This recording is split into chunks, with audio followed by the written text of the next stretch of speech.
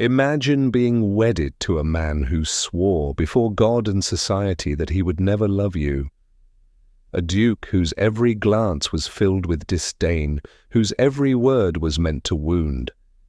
And yet, imagine defying that cruelty until he, England's most ruthless noble, fell at your feet, begging for the love he once denied. This is the story of the Duchess who turned scorn into triumph. The story begins on a stormy spring afternoon in 1847 when Lady Isabella Greystone, daughter of a minor baron, entered the vaulted Cathedral of St. James. Her gown shimmered in ivory satin, her veil trailing like a river of light. Every guest expected joy and triumph, for she was marrying none other than Damien Blackthorne, Duke of Ravensfield, a man of immense wealth, power, and ruthless reputation. But behind the veil, Isabella's heart pounded with dread, for she had already seen the truth in his storm-grey eyes. He despised her. Damien Blackthorne stood at the altar like a statue of stone, dark hair slicked back, jaw clenched with the force of suppressed emotion. His broad shoulders bore not only the weight of his ducal title, but of a past that had shattered his heart. Years earlier, a woman he loved had betrayed him for another, leaving scars he vowed never to expose again. To Damien, marriage was a duty, a transaction demanded by his lineage, not a union of hearts. And so when Isabella's delicate hand slid into his, he gave her nothing but coldness. The vows were spoken, the rings exchanged, but the moment that should have sealed love instead sealed silence. When the priest declared them husband and wife, Damien's lips barely brushed hers, a kiss more bitter than kind. Guests shifted uncomfortably in the pews, whispers rustling like wind. He despises her already, the poor girl. Isabella heard every word, though she kept her chin high, her dignity unbroken. The carriage ride to Ravensfield Abbey was worse. The storm outside mirrored the storm within. Rain lashed against the glass as Isabella sat in silence, her hands clasped in her lap. Damien's eyes never turned toward her. He stared out into the night as though she did not exist. Finally, when the silence grew unbearable, Isabella whispered, "I hope, my lord, that in time we might—" "Do not delude yourself, madam." Damien cut her off, his voice sharp as steel. "This marriage is necessity, not affection. Play your part as Duchess, and I will grant you comfort and wealth. Expect nothing more." His words struck like a blade. Isabella bit her lip, forcing back tears. She had entered this union with cautious hope that she might earn his respect, perhaps even affection, but now it was clear she was nothing to him but duty. The abbey itself was vast, its halls echoing with centuries of power.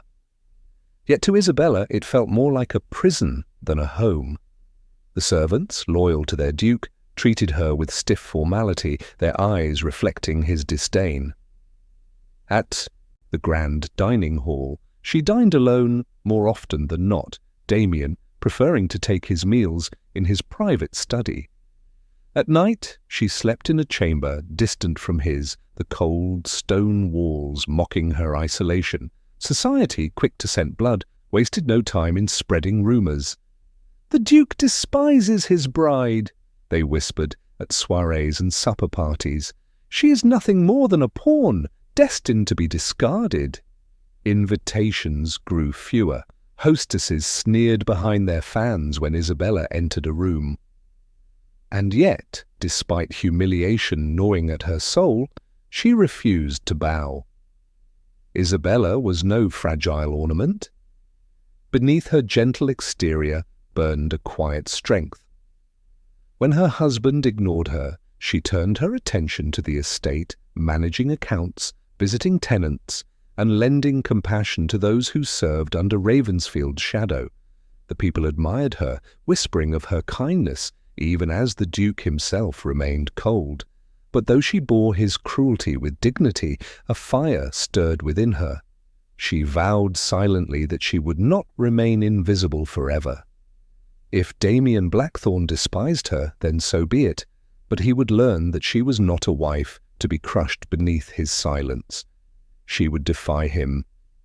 And in that defiance, she would discover the first sparks of a destiny neither of them could foresee. The days that followed Isabella's arrival at Ravensfield Abbey were a bitter education in humiliation. The vast house, with its soaring ceilings and echoing chambers, seemed to magnify her isolation. Every corridor whispered with the Duke's disdain. Servants moved carefully around her, bowing with practiced politeness but withholding warmth. They had seen new duchesses before, ladies adored, celebrated, brought into the fold with ease. But this one, she was different. Their master's contempt was obvious, and the household took its cues from him. At dinners, Isabella found herself seated at the long, endless dining table, while Damien remained absent more often than not. On rare nights he appeared, he ate in silence, eyes fixed on his plate, exchanging not a single word with her. Once, in a timid attempt at conversation, Isabella remarked on the beauty of the rose gardens, hoping to stir even a fragment of interest. He set down his fork with deliberate force, his voice curt and unyielding. "Madam, speak of the estate's finances if you must, but spare me your observations on flowers." The sting was sharp, but Isabella did not let her composure falter. She simply nodded and continued her meal in silence, though her heart burned. Each night she returned to her chamber, sitting by the fire with clenched fists. He despises me so openly. Am I to shrink and fade beneath it? Or will I stand? Her resolve hardened slowly, tested by the cruelty of society as much as by her husband's scorn. In London, whispers travelled fast, sharper than daggers. At Lady Montague's soirée, Isabella entered the glittering salon draped in sapphire silk, determined to uphold her dignity. Yet scarcely had she crossed the threshold when she heard the laughter. "There she is," hissed a baroness behind her fan, voice pitched just loud enough. The unwanted duchess. "I hear his grace has not shared so much as a supper with her in weeks," another lady tittered. "Poor thing, perhaps she should learn embroidery, at least then she might have some use." Their laughter spread like wildfire, and Isabella felt the eyes of the room upon her, weighing, mocking. For a moment her courage wavered, her hands trembling at her sides. Then, deliberately, she straightened her spine, lifted her chin, and crossed the salon with regal poise. She would not crumble before their malice. Her defiance did not go unnoticed. A kindly viscount approached, offering her his arm with a bow. "Your Grace," he said softly, "you bear yourself with honour. They may sneer, but I see dignity." His words warmed her, though she sensed the danger in his kindness, the Duke's gaze, cold and sharp from across the room, watching. When Isabella returned home that night, Damien was waiting in his study, his expression unreadable. He poured himself a glass of brandy before speaking. "I hear you attracted attention this evening. Did you enjoy making a spectacle of yourself?" Isabella bristled, fury rising in her chest. "If there was spectacle, my lord, it was not of my making. Perhaps if you stood beside me, your silence would not invite ridicule." His eyes narrowed dangerously. Few dared speak so to Damien Blackthorne. For a heartbeat, the air thickened with unspoken tension. Then, without a word, he dismissed her with a wave of his hand. She left, but not defeated. Each clash only stoked the fire in her. The more he tried to belittle her, the more determined she became to assert her worth. She took charge of the household accounts, proving her intelligence in balancing books that had long been neglected. She rode out to the tenant farms, ensuring they had food and fair wages, her compassion winning their loyalty. In markets and villages, they whispered of her kindness, contrasting her warmth with the Duke's icy demeanour. One evening, as she distributed blankets to a poor family, a tenant remarked, "Our Duchess sees us as people, not pawns. She is a true lady." The words struck Isabella deeply. She realized then that her strength did not depend on her husband's approval. Her dignity was her own to command. Back at Ravensfield Abbey, however, the war continued. Damien remained cold, his bitterness a fortress around his heart. Yet beneath his icy disdain, cracks began to show. Once, returning from a long ride, he paused unseen at the stables, watching Isabella laughing with the stable boy as she fed an apple to a restless mare. Her face glowed with unguarded warmth, her auburn hair catching the golden light of dusk. For the first time in years, Damien felt something stir, a flicker of admiration, unwelcome and unsettling. He turned away quickly, angry with himself. No, I will not be swayed. Love is a trap, and I have learned its poison once before. But as he walked away, the image of her laughter lingered, haunting him in the silence of his grand, lonely halls. The winter season arrived with glittering balls and endless banquets, each more lavish than the last. Yet with every invitation came sharper whispers about the cold marriage at Ravensfield. Isabella was pitied, mocked, dissected in every corner of London's drawing rooms. To society she was a wife unloved, a duchess in name only, a woman destined to wither in her husband's disdain. But Isabella, weary of humiliation, chose defiance. It was at Lady Worthington's grand winter masquerade that her resolve crystallized. The ballroom blazed with candlelight, chandeliers dripping in crystals that cast rainbows across silk gowns and gilded masks. Nobles swept across the marble floor to the strains of a full orchestra, and into this world of glittering judgment swept Isabella in a gown of crimson velvet, her auburn hair crowned with rubies. No meek, pale shadow of a wife, she was a flame, burning defiantly in the center of their world. Gasps followed her entrance. Some murmured admiration, others outrage, but none louder than Lady Cassandra Harrow, one of Damien's former admirers, who smirked behind her black-feathered mask.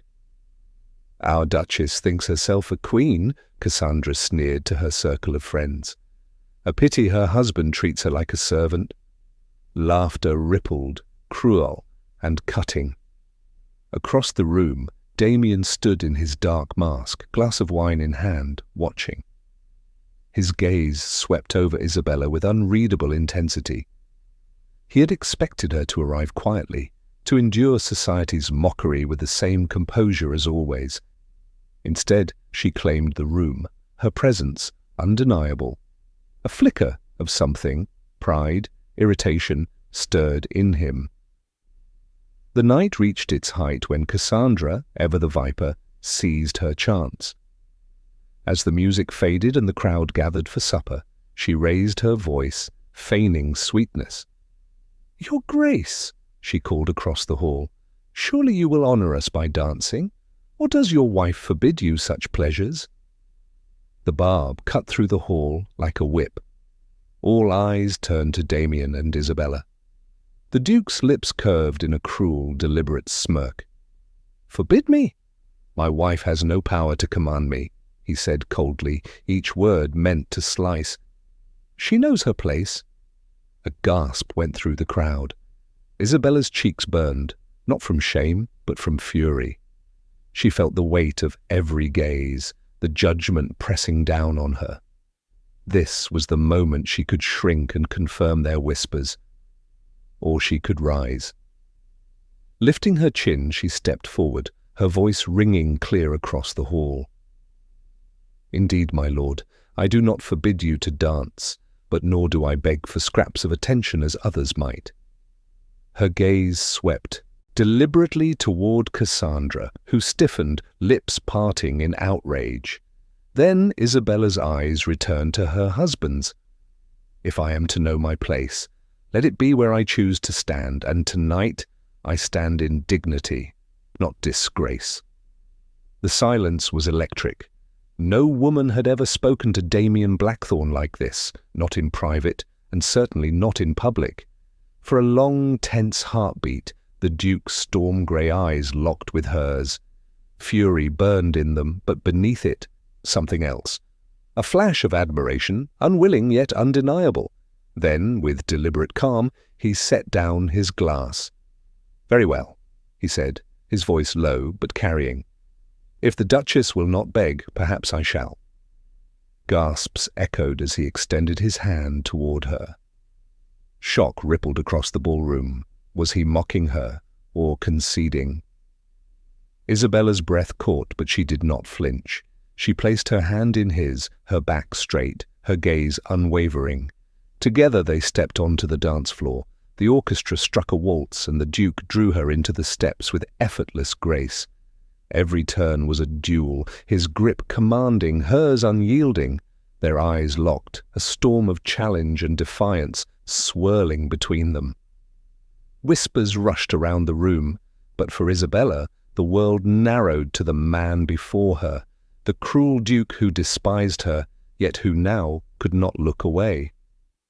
As the final notes faded, Damien held her hand a fraction longer than necessary, his expression unreadable. The crowd erupted in murmurs, half scandal, half awe. Isabella stepped back, chin high, her message clear. She was no meek ornament. She would not be crushed. That night, long after the guests departed, Damien stood alone in his study, brandy untouched in his glass. Her words, her fire replayed in his mind. He despised her, he told himself. She was a burden, an unwanted wife forced upon him.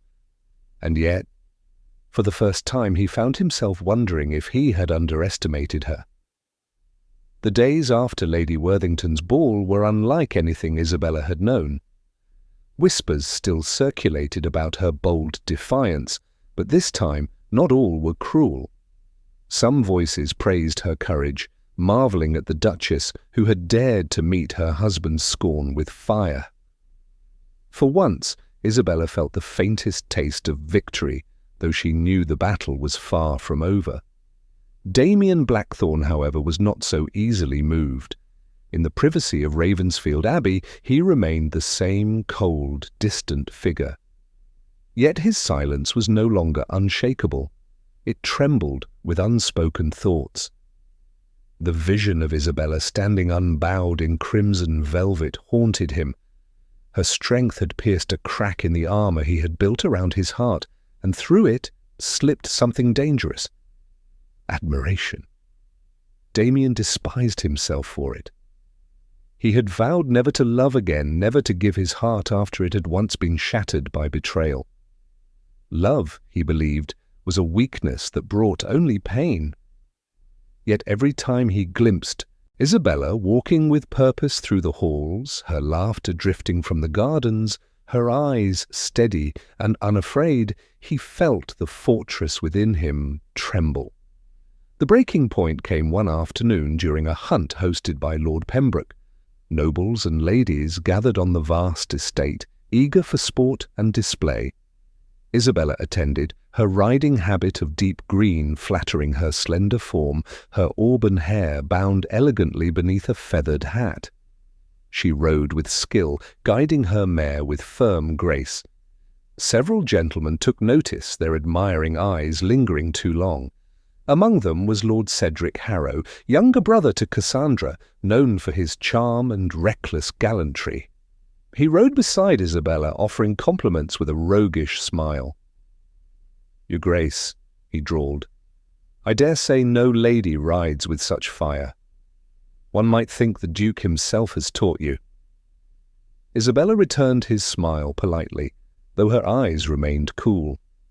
"I teach myself, my lord. Fire is not learned, it is born." Cedric laughed, clearly enchanted, and leaned closer as if to whisper more. But before he could, Damien appeared, his stallion thundering to a halt beside them.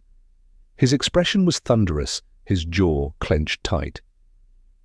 "Harrow," he said sharply, "I believe the hunt requires your attention elsewhere." Cedric bowed mockingly, retreating with a smirk. But the damage was done. Damien's blood burned with a fury he could not name.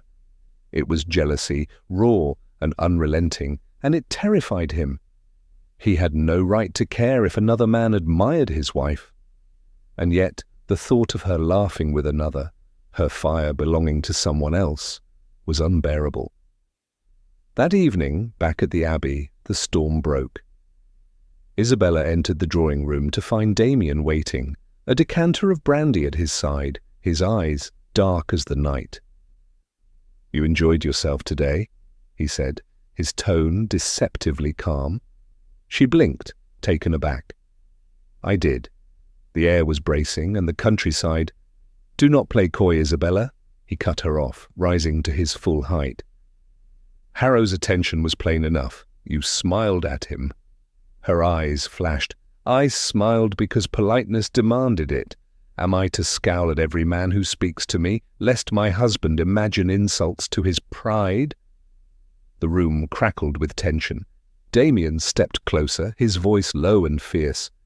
"You are my wife! You will not make a mockery of me!" At that, Isabella's fury ignited. She met his gaze without flinching, her voice sharp as a blade. "A mockery? Do you not see, Damien? It is not I who invite mockery, but you, through your coldness, your cruelty, your refusal to stand beside me. You despise me, yet you rage when another so much as looks my way. Tell me, my lord, what is it you truly want?" The question struck him like lightning. What did he want? Silence fell, heavy and suffocating. Damien's chest rose and fell as if he were fighting a war within himself. He wanted to say he despised her still. He wanted to insist she meant nothing, but the words died on his tongue, for in that moment he knew the truth. He wanted her. Yet pride was a chain too strong to break. At last he turned away, his voice rough. "Do not test me, Isabella." She watched him go, her heart pounding with equal parts anger and triumph. She had seen it, the crack in his armor, the flash of something raw in his eyes. For the first time she believed he might be more than stone. And Damien, alone in his study later that night, poured himself another brandy, but did not drink. Instead, he pressed his hands to his temples, haunted by her words. What did he truly want? He could not yet admit it, not to her, and not even to himself. But the truth, like fire, was spreading, and soon no force on earth would contain it. Spring returned to London with blossoms in the squares and glittering events crowding the calendar. The scandal of the Duchess's defiance still lingered, though now it had taken on a different hue. No longer was Isabella merely the pitiable bride of an unfeeling duke. She was admired, feared, whispered about, as a woman of fire who refused to bow. Yet within Ravensfield Abbey, the storm between husband and wife had only intensified. Damien grew restless, torn between his vow never to love and the emotions Isabella stirred against his will. He avoided her some days, only to appear the next, with eyes dark and searching, as if daring her to challenge him again. Isabella met each change with composure, but inside she too wrestled with turmoil. How could she yearn for a man who had shown her nothing but cruelty? And yet, when his gaze lingered, when his voice softened in unguarded moments, her heart betrayed her. The reckoning came at the Duke of Pembroke's spring gala, a grand affair that drew the cream of society. The ballroom shimmered with chandeliers, music swelling as couples glided across the polished floor. Isabella entered alone, for Damien had promised to join her later. She wore emerald silk that set her eyes ablaze, her presence commanding despite the whispers that chased her steps. But Cassandra Harrow, ever venomous, seized her moment. With a cruel smile, she raised her voice as Isabella passed. "How brave our Duchess is to walk alone! Perhaps His Grace grows weary of her company already?" Laughter rippled through the crowd. Isabella froze, fury rising, but before she could respond, a deep voice cut through the hall. "Enough!" The word rang like a sword drawn from its sheath. Damien had arrived. He strode into the ballroom, imposing in black and silver, every inch the Duke, whose authority none dared question. The crowd fell silent as he crossed the floor and stopped before his wife. Taking Isabella's hand firmly, he turned to face the onlookers. His voice carried, steady and clear. "You will not insult the Duchess of Ravensfield. She is my wife, my equal, and the only woman to whom I have ever pledged my heart." Gasps broke across the room. Isabella's breath caught, stunned. Was this real? The man who had despised her now spoke words of devotion before all of London. Cassandra sputtered, pale with shock, but Damien ignored her. He drew Isabella into the centre of the floor as the orchestra faltered, then struck a new tune. Without asking, he led her into the dance. At first, Isabella moved stiffly, disbelieving. But as he guided her through the steps, his gaze held hers. No longer cold, no longer disdainful, but raw, vulnerable, burning with truth. "I fought it," he murmured under the music, his voice low enough for her alone. "God help me, I tried to hate you. I told myself love was weakness, but you defied me. You refused to bend. And in that defiance, Isabella, you broke me."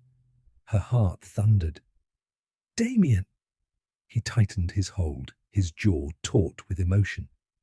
"I despised you because I feared you. You were everything I swore never to feel again, but I can no longer deny it. You are my wife, yes, but more, you are the woman I love, the only woman I will ever love." The words washed over her like sunlight breaking a storm. Tears stung her eyes, but her chin remained high. She would not let him think her victory easy. "And what of your vow, my lord, that you would never love again?" A faint, almost broken smile touched his lips. "Then let the vow be shattered, for I am already undone." Her composure crumbled, joy flooding her heart. Around them, society stared in astonishment, but Isabella no longer cared. In that moment, nothing mattered but the man before her, the cruel Duke who had despised her, now laying bare his heart. The dance ended, but Damien did not release her hand. Before the entire assembly, he sank to one knee, a gesture no Duke of Ravensfield had ever made to any woman. Gasps erupted, fans fluttered, but his eyes never left hers.